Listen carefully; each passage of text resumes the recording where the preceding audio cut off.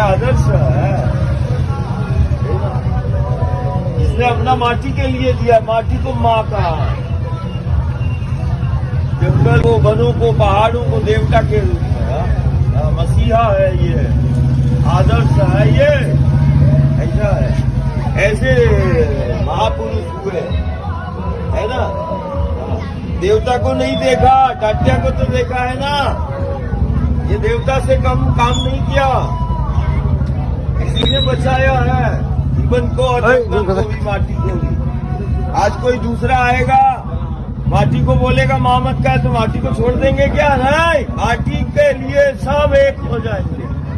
हमारा माटी है, जाति अलग हो सकती है, माटी हमारी एक है। हम माटी के लिए एक हो जाए, है ना।